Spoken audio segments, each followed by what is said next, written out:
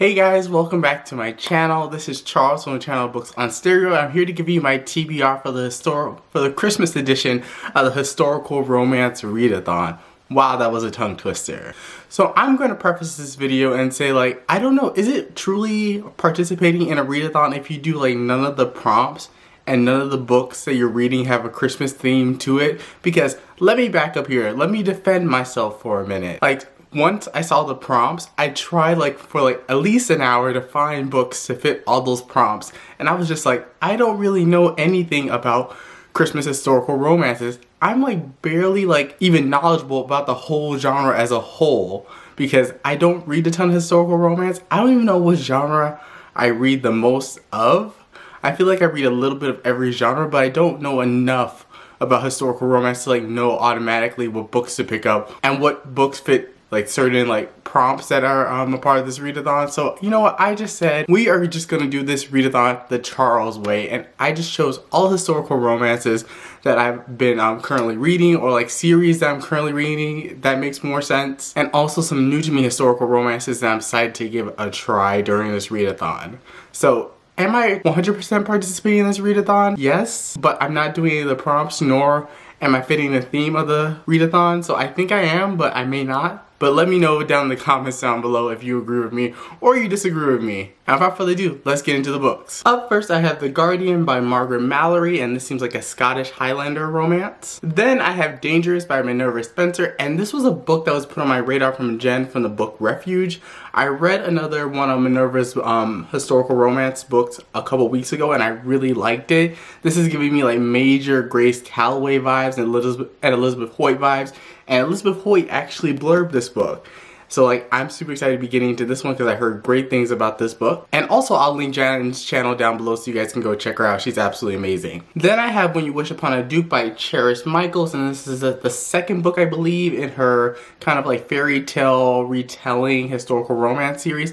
I don't know exactly which fairy tale this one is being based off of, but I really like book one. I think book one was The Bodyguard. The actual fairy tale's eluding my memory, but I think it's a riff on Snow White. Don't quote me on that. Then I have Notorious Pleasures by Elizabeth Hoyt, and this is book 2 in, I believe, what is it called? The Maiden Lane series. And I'm super excited to be getting into this book. Then I have The Queen, Beverly Jenkins, and this one is Wild Rain, which is book 2 in the Woman Who Dare series. I believe this series is set around the Civil War era-esque, I believe.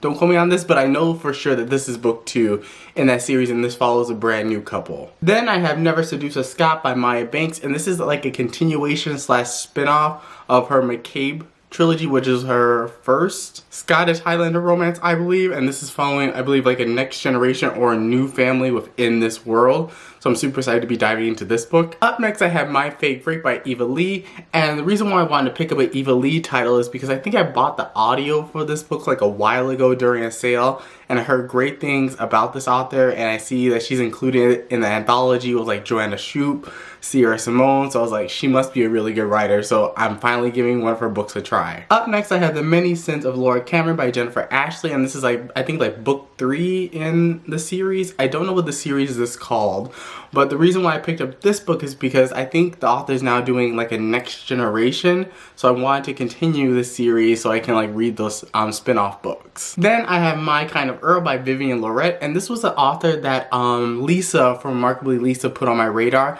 I absolutely love the first book in this series, and I'm super excited to be continuing on this series with this book. Then I have Devil in Spring by Lisa Kleypas, and this may be a winterish themed book, I don't know, but this is book 3 in the Ravenel series, and I've been slowly, really slowly making my way through this series. And then finally, I have American Duchess by Eloisa James, and everyone who is in love with the historical romance genre loves this book, and they say this is one of their favorite Eloisa James books, so I'm super excited to be getting into this book.